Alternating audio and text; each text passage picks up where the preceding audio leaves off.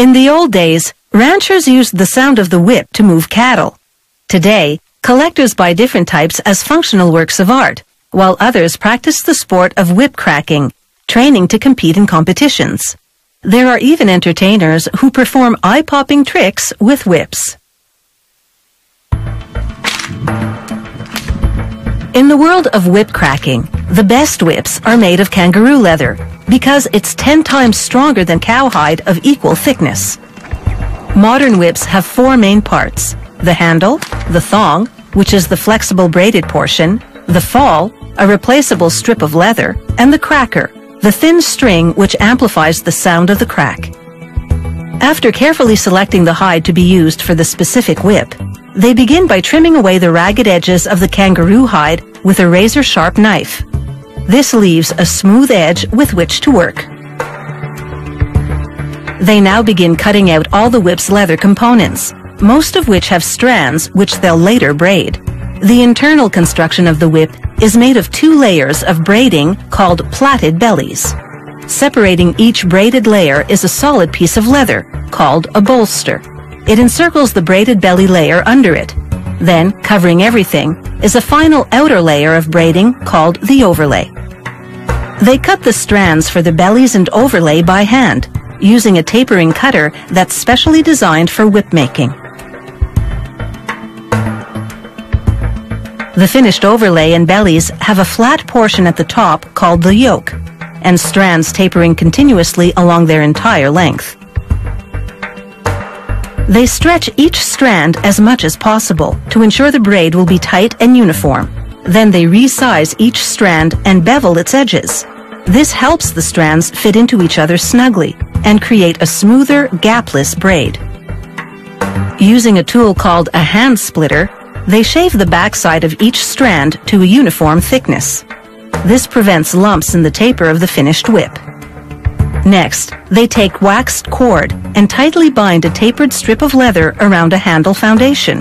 The leather strip, called the core, will extend into the center of the thong. They attach the first belly yoke over the handle and core, then braid the strands to begin forming the thong. This compresses the core into a solid round center. Over the braided first belly, they wrap the first bolster and attach and braid the second belly. Over that, they wrap the second bolster, each layer compressing the ones underneath. Then at last, the final layer, the overlay. First, they lubricate the strands with homemade animal fat-based soap. This not only enables a tighter braid, the animal fat also conditions the leather. This particular whip has a 12-strand overlay, but more intricate overlays can have as many as 72 strands, forming complex patterns. While braiding, it's critical to seat and align the inner layers and pull the strands tightly. When the thong reaches the finished length, they feed the end of the braiding through a slit in the next part of the whip, the fall. They tie the remaining strands in sequence around the fall, using what's known as a half-hitch knot. Then they seat the fall into place and trim the loose strands. This creates a secure connection between these 2 sections of the whip. Now they roll the thong between a hard surface and a block of marble. This compacts the braiding and rounds out the overall shape. Then they tie the cracker onto the tip of the fall. In the old days, they used horsehair for the cracker, also known as the popper. Nowadays, whip makers are more likely to use nylon string. They wrap a piece of leather to build a knot foundation at the base of the handle.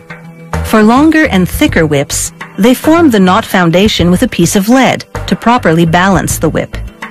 They fold the yoke from the overlay over the foundation, then, with a separate strand of leather, cover the foundation with what's known as a Turk's head knot. After trimming the knot strands, they shape the knot with a soft mallet. Then, more rolling. Lastly, they apply a coat of natural shellac to the entire whip. This protects the materials and produces a nice sheen.